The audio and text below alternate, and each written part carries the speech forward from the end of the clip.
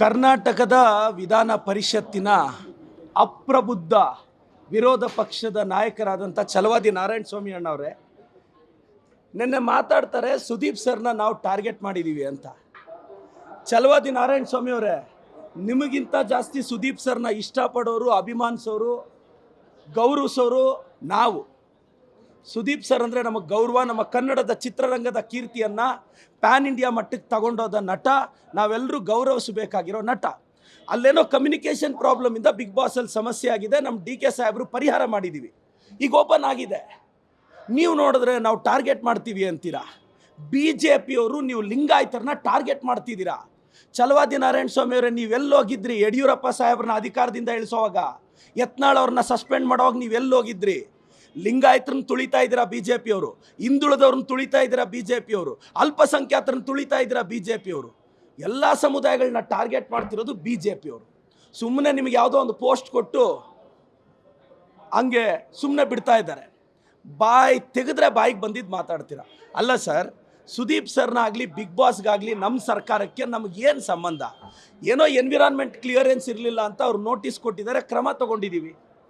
ನಾವು ಇವತ್ತೇನಕ್ಕೆ ಓಪನ್ ಮಾಡೋಕ್ಕೆ ಅವಕಾಶ ಕೊಡ್ತಿದ್ವಿ? ನಮ್ಮ ಸರ್ಕಾರದ ಗಮನಕ್ಕೆ ಬಂತು, ಇಮಿಡಿಯೇಟಾಗಿ ಕ್ಲಿಯರೆನ್ಸ್ ಕೊಟ್ವಿ. ಕಾನೂನು ಎಲ್ರಿಗೂ ಒಂದೇ ಅಲ್ವಾ ಸರ್? ಛಲವಾದಿ ನಾರಾಯಣ ಸ್ವಾಮಿ ಅವರೇ, ನಿಮ್ಮಪ್ಪಗಾದರೂ, ನಿಮಗಾದರೂ, ನನಗಾದರೂ, ನಮ್ಮಪ್ಪನಿಗಾದರೂ ಕಾನೂನು ಒಂದೇ ಅಲ್ಲ ಅಲ್ವಾ? ಬಿಗ್ ಬಾಸ್ಗೆ ಬೇರೆ ಕಾನೂನು ಇರೋಲ್ಲಲ್ವಾ?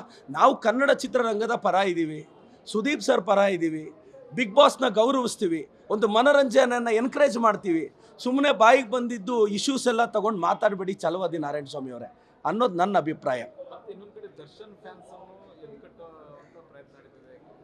ನಾನು ಎಲ್ಲ ಹೀರೋಗಳ ಫ್ಯಾನ್ಸ್ನ ರಿಕ್ವೆಸ್ಟ್ ಮಾಡ್ತೀನಿ, ನೋಡಿ, ಕನ್ನಡ ಚಿತ್ರರಂಗದ ಬಗ್ಗೆ ನಮ್ಗೆ ಅಪಾರವಾದ ಪ್ರೀತಿ ಇದೆ ಸರ್.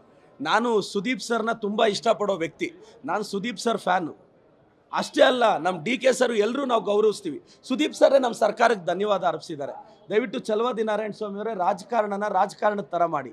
ಅವರು ಐಡೆಂಟಿಟಿ ಕ್ರೈಸಿಸಿಂದ ನರಳ್ತಾ ಇದ್ದಾರೆ ಸರ್. ಛಲವಾದಿಯವರು ಐಡೆಂಟಿಟಿ ಕ್ರೈಸಿಸಿಂದ ನರಳ್ತಾ ಇದ್ದಾರೆ. ನಮ್ಗೆ ಅದೇ ತುಂಬ ಬೇಸರದ ಸಂಗತಿ.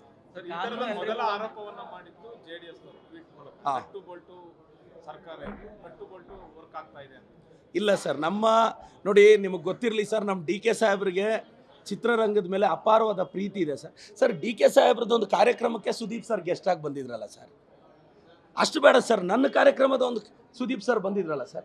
ಸರ್, ಈ ವಿಚಾರ ಕಮ್ಯುನಿಕೇಷನ್ ಪ್ರಾಬ್ಲಮಿಂದ ಆಗಿದೆ. ಅಟ್ಲೀಸ್ಟ್ ಇಂಥದ್ದೊಂದು ಗೊತ್ತಿದ್ರೆ, ನಮ್ಮ ಗಮನಕ್ಕೆ ಬಂದಿದ್ದಿದ್ರೆ ನಾವು ಖಂಡಿತವಾಗೂ ಆವತ್ತೇ ಜಿಲ್ಲಾಡಳಿತವನ್ನು ರಿಕ್ವೆಸ್ಟ್ ಮಾಡಿಬಿಡ್ತಿದ್ವಿ. ಒಂದು ದಿನ ಆದಮೇಲೆ ನಮ್ಮ ನೋಟಿಸಿಗೆ ಬಂತು. ನಾವು ಸುದೀಪ್ ಸರ್ನ ಗೌರವಿಸ್ತೀವಿ, ಅಭಿಮಾನಿಸ್ತೀವಿ, ಅವ್ರಿಗೂ ನಮ್ಮ ಸರ್ಕಾರದ ಮೇಲೆ ಗೌರವ ಇದೆ.